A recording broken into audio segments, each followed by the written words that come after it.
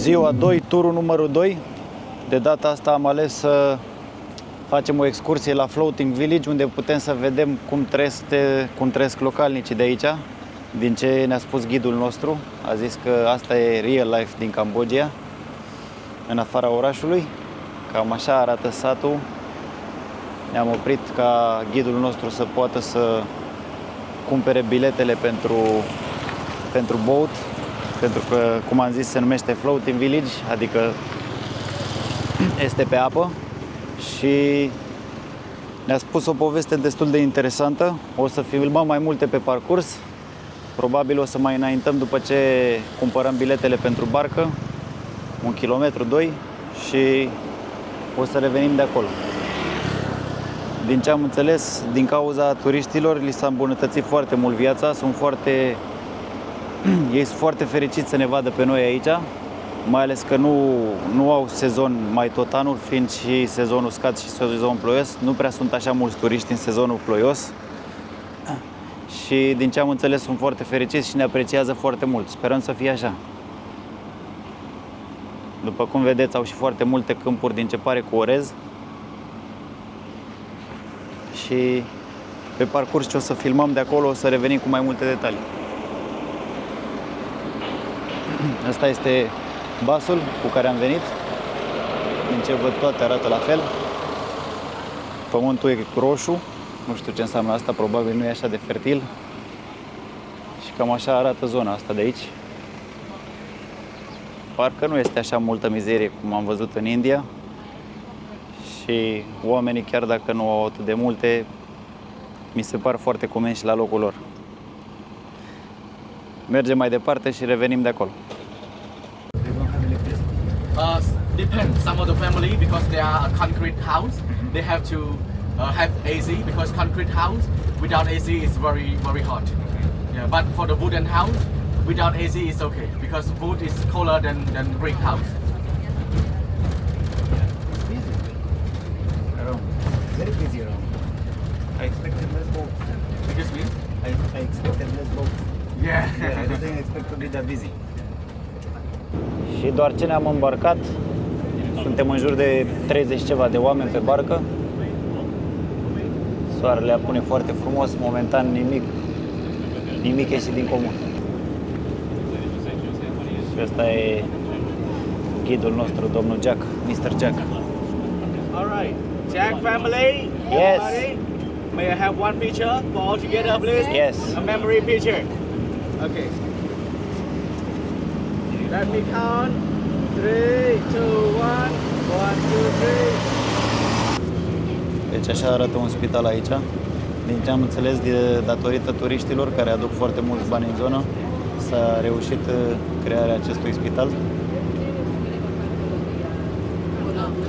Everybody, our tour today we will finish at the lake for the sunset. But I have not promised everybody because today is very cloudy. Yeah. That's okay. But I wish, I hope that the God will stay by my side. Yeah.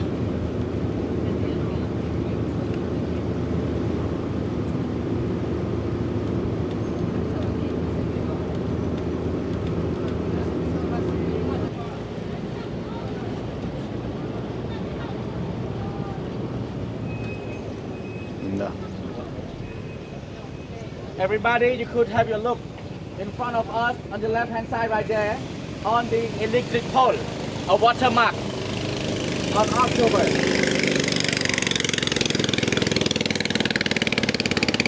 So on October, the area here, the water is highest than recently is 3 meters and a half. Deci ne spune că On în October, sezonul water is really high. because umed, apa October, poate să the crească end of încă 3 October metri is jumate really față de nivelul actual.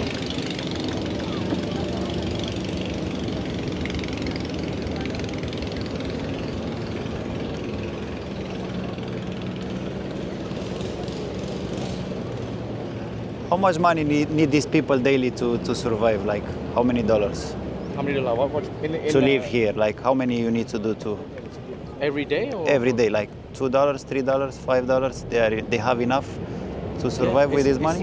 It's enough for survive with that money. Because they're fishing.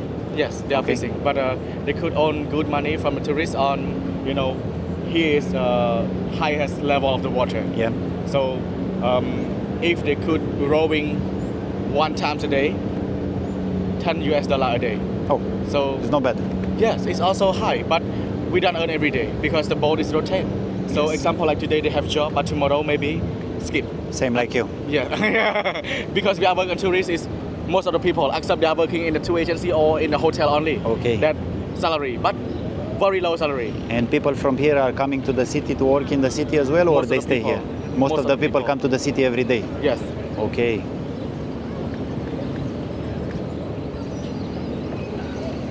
Deci, din ce am înțeles, majoritatea oamenilor încă mai vin în orașul principal ca să... Everybody, Să have a muncească. look to your right hand side right there. The people they are collect the fish from the boat. That is a Au small prins fish. ceva. Yeah, small fish. So this kind of small fish, we make a fish fermenter and also fish sauce.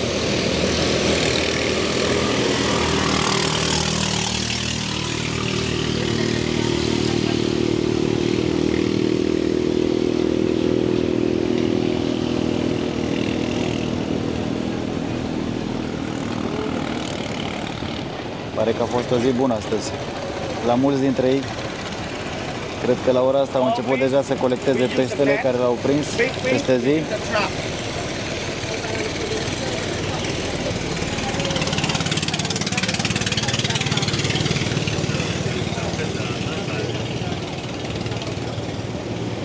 Cred că locul ăsta seamănă foarte mult cu cel din Nigeria, din Makoko. Bine, ăla cred acolo că cel puțin aici arată cât de cât mai bine decât ce am văzut. Nu am fost acolo, dar acolo arăta puțin mai rău.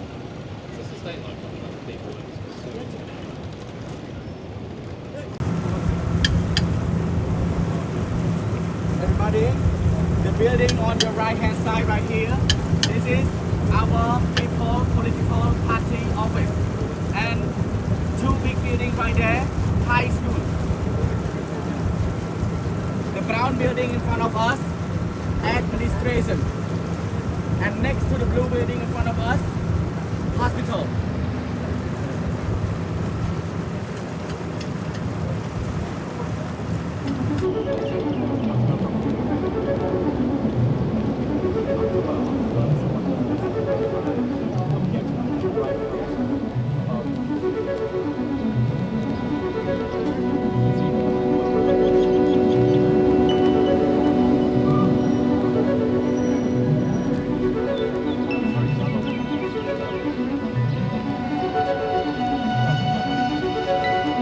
Everybody, so right now we are arriving at the middle of the village. I will escort everybody to visit around, but everybody please do not stay far from me because if we get lost anybody, we will miss our activity altogether.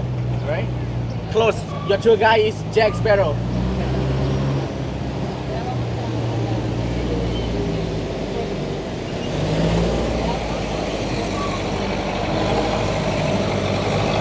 Da, din câte se pare poți să faci tururi private cu bărcuțe din astea mai mici.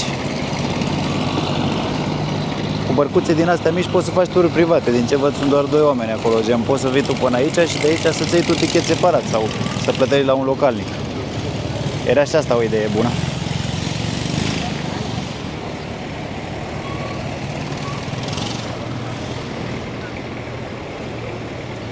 So children start working here from very young age. I see these 2 children. 6 years old, they are going to school. Yeah.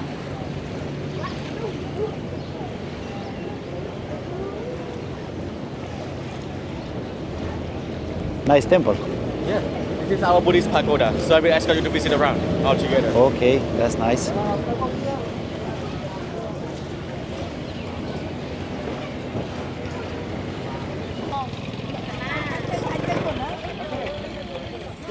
Check family, everybody. Here we go.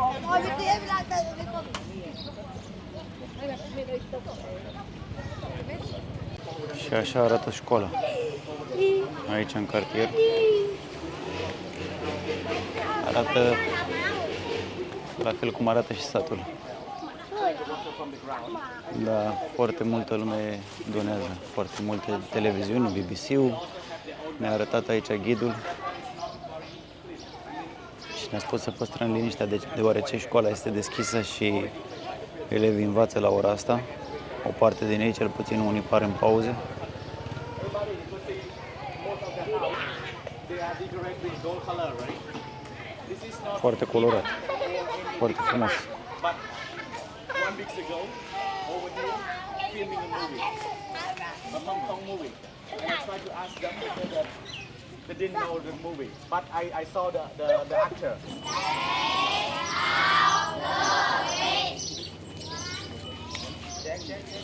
Cum învață oamenii ăștia și noi ne plângem.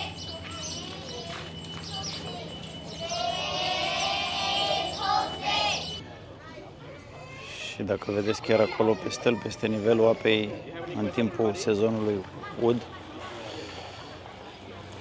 este foarte ridicat, dar din ce ne-a zis ghidul, în timpul sezonului ud nu mai e voie pe aici cu barca, au voie doar ei, localnicii.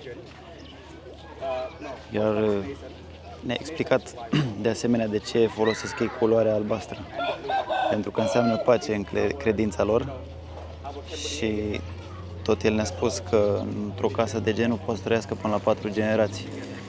Străbunicul, bunicul, tata și copiii. Deci, imaginați-vă cât de greu o duc dacă într-o casă de genul o duc. Stau până la 4 generații. Nu una, nu două, până la 4. Asta înseamnă că viața e destul de grea. Dar totuși ei învață să fie buni și să nu facă lucruri rele.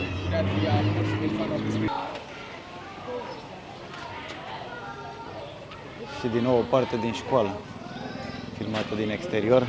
Nu putem să intrăm în interior pentru că elevii au lecții. Mi-ar fi plăcut să putem să intrăm să filmăm măcar câteva momente, dar nu se poate să-i deranjăm, nu cred că e cazul. Sunt mulți oameni ca noi, curioși și asta nu le face bine.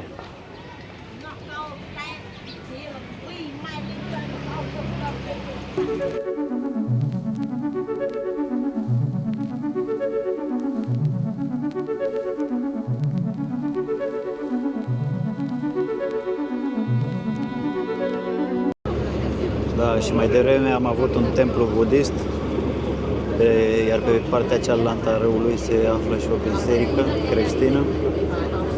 Deci oamenii nu sunt numai budiști aici în locul acesta, sunt și creștini. După cum ne spunea și băiatul ăsta, ei nu au nicio problemă să trăiască împreună, musulmani, catolici, nu contează ce religie ai. Toată lumea e binevenită aici și toți trăiesc în liniște.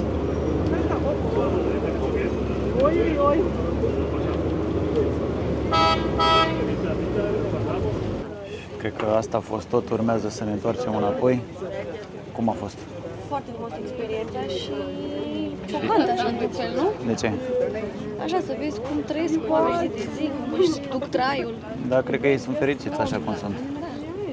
Părea că aveau de toate, cel puțin. Mâncare, educație, erau sponsorizați, deci ar trebui să fie ok. Cu toate că nu trăiesc viața care o avem noi, nu au telefoane, nu au televizoare, poate unii nu au curent, dar e ok. Așa se trăiește în unele părți ale lumii. Nu trebuie să trăiască toți la fel. Dar trebuie să apreciem mai mult ce avem noi. And our boat will also have the safety jacket as well. Bun, și acum avem parte de... Momentul mult așteptat, Cum se cheamă? El Samse. Nou. La La pièce de Resistance. La pièce de la Resistance.